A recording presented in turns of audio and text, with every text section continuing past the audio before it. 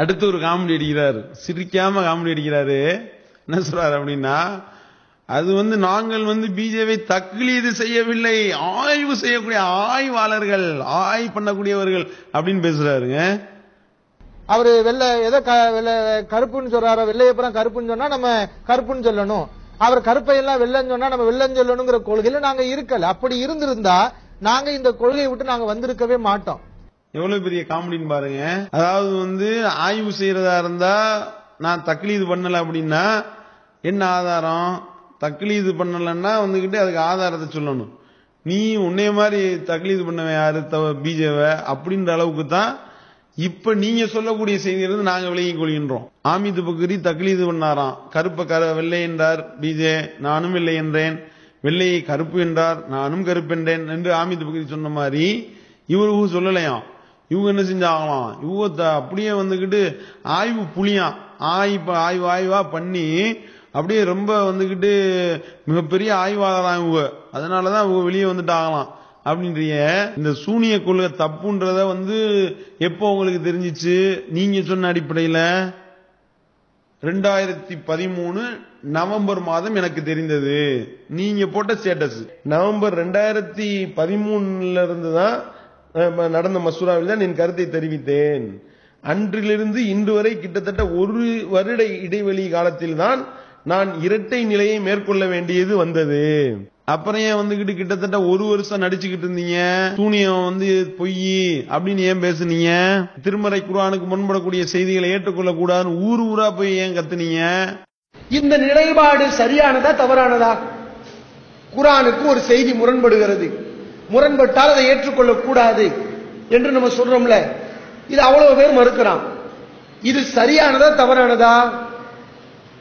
இதெல்லாம் ஒரு பச்சை பிள்ளைக்கு கூட விளங்க வேண்டிய ஒரு விஷயம். எது?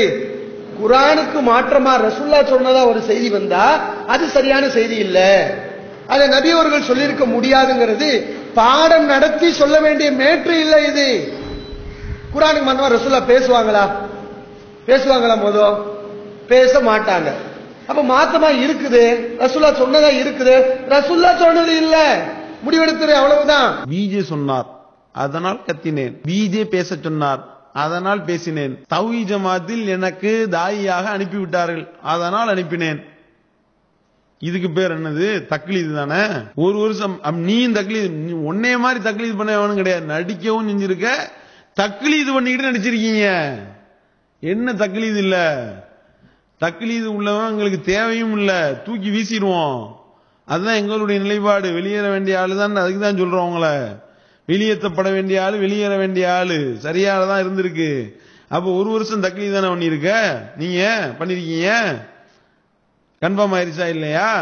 நீ சரியான ஆளா இருந்தா, ஆய்வு புலியா இருந்தா என்ன செய்திருக்க வேண்டும்? தக்லீது முடியாது, சூனிய கொள்கை பொய், நான் டிக்ளேர் பண்ணிட்டேன், நான் இப்ப போய் தனியா இருந்து ஆய்வு பண்ண போறேன், உங்க ஜமாத்துல நான் பேச மாட்டேன் என்று சொல்லி ஒரு 2 வருஷமோ 1 வருஷமோ ஒரு 6 மாசமோ தௌஹீத் ஜமாத்திலிருந்து விலகி அதுக்கப்புறம் நான் ஆய்வு செய்து இந்த முடிவை எடுத்திருக்கிறேன்னு சொன்னாலாவது ஒரு பேச்சுக்கு நம்பலாம். ஆனா நீங்க என்ன செஞ்சீங்க? நடிப்பு தானே டோட்டலா.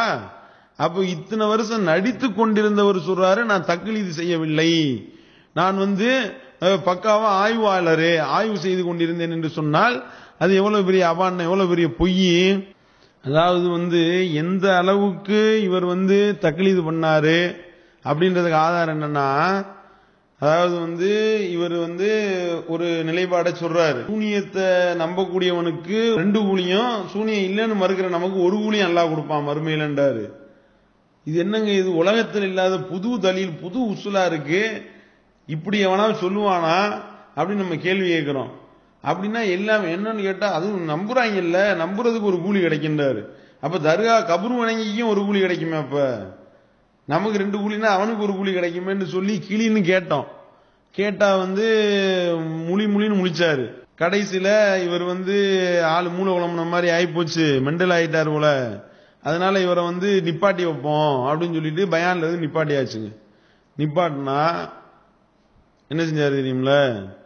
இல்ல எனக்கு கொஞ்சம் விளக்கம் வேணும், அந்த விளக்கம்லாம் எனக்கு சொன்னீங்கன்னா நான் கேட்டுக்கிருவேன் அப்படின்னு சொல்லிட்டு பேசினாரு. சரி ஒரு மெயில் அனுப்பி விடுங்க அப்படின்னோனையும் சில கேள்விகள்லாம் கேட்டு மெயில் அனுப்புனாரு. அப்ப வர சொல்லிட்டோம். நான் ரஹ்மத்துல்லா கலீல் ரசூலு நாங்கெல்லாம் உட்கார்ந்துக்கிட்டு நீங்க என்ன விளக்கம் வேணாலும் கேளுங்க, நாங்க விளக்கம் சொல்றோம் அப்படின்னு சொல்லிட்டு கேட்டோம். விளக்கம் சொன்ன நிறைய கேள்வி கேட்டாரு, விளக்கணும், நிலைப்பாடுகளை புரிய வச்சோம். உடனே என்ன செஞ்சாரு தெரியுமில, எப்ப இந்த 2013 நவம்பர்ல என்னுடைய நிலைப்பாடுன்னு சொன்னார்ல, அதுக்கப்புறம் நடந்த கூத்துக்களை தான் சொல்லிக்கிட்டு இருக்கேன். அப்ப இல்ல எனக்கு புரிஞ்சிருச்சு, நல்லா புரிஞ்சிருச்சுன்னாரு. இதை போய் ஒரு மெயில் அனுப்பி விடுங்க அப்படின்னும். எனக்கு அருமையான முறையில் விளக்கினார்கள், அழகாக எனக்கு விளங்கி விட்டது, நான் கிளியர் ஆயிட்டேன் அப்படின்றாருங்க. ஏன் இப்படிலாம் மெயில் அனுப்புனியா? அப்ப அதுக்கு முன்னாடியே பொய் சூனிய நிலைப்பாடு சரிதான் முடிவெடுத்துட்டியா அப்படின்னு கேட்டா, ஆமா எடுத்துட்டேன். அப்புறம் என்ன கிழிக்கிறதுக்கா மெயில் அனுப்புன? எனக்கு நல்லா புரிஞ்சிருச்சு, நம்ம தௌஹீத் ஜமாத்துடைய கொள்கை தான் சரி, குர்ஆனுக்கு முரண்படக்கூடிய செய்தியை ஏற்றுக்கொள்ளக்கூடாதுன்னு தான் சரின்னு சொன்னீங்க. அது உங்களை ஏமாத்துறதுக்கு எப்படின்னு பாத்தீங்களா? அது என்னவா, வேற வழி இல்ல எனக்கு, இதை விட தக்லீது வேற என்னங்க வேணும்? ஜும்மாவுக்கு அவங்க போடாம இருக்கிறனாலையும் நான் ரொம்ப மனவேதனைப்பட்டு கவலைப்பட்டுக்கிட்டு இருக்கிறேன். மறுபடியும் நான் மெயில் அனுப்புறேன், அன்பான சகோதரி மரியாதைக்குரிய பி ஜெயின்லாபில் அவர்களேன்னு சொல்லி அந்த இடத்துல நான் சொல்றேன், நான் ஜமாத்துடைய கருத்தை தான் இருக்கிறேன், ஜமாத்துடைய நிலைப்பாடு தான் என்னுடைய நிலை. முதல்ல நான் அப்படி சொல்லல, ஆனா இப்படி சொல்ல வேண்டிய ஒரு நிலைக்கு நான் தள்ளப்பட்டேன்.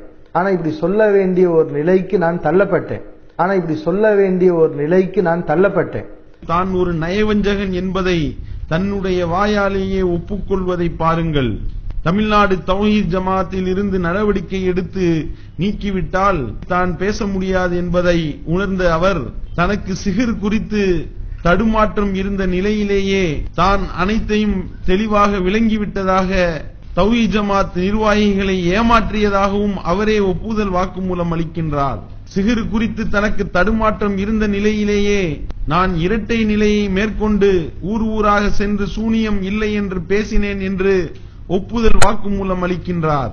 ஆளுக்கு தகுந்தாற் போல, இடத்திற்கு தகுந்தாற் போல தன்னுடைய கொள்கையை மறைத்தவர்தான் கொள்கைவாதியா?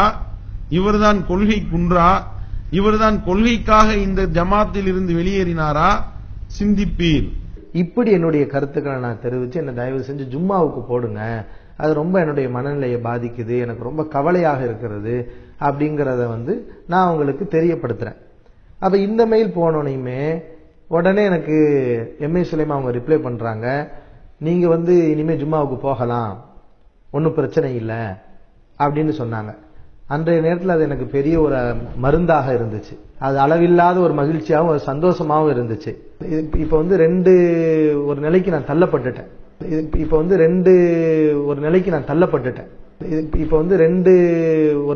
தள்ளப்பட்டுட்டேன். அவங்க கருத்தையும் ஏத்துக்கிட்டாதான் நாங்க தாயியா இருக்க முடியும், என் மேல நடவடிக்கை இல்லாம இருக்கும் அப்படிங்கிற ஒரு நிலைக்கு நான் வந்துட்டேன். மனசுலயும் நெருடல் இருக்கு, சந்தேகங்கள் இருக்குது. இப்ப இந்த நிலையில எனக்கு ஜும்மாவுக்கு அனுமதி வழங்கப்பட்டாலும், ஆனா பொதுக்கூட்டங்கள் நான் உங்க கருத்தை ஏத்துக்கிட்டேன் நான் சொன்ன பிறகும்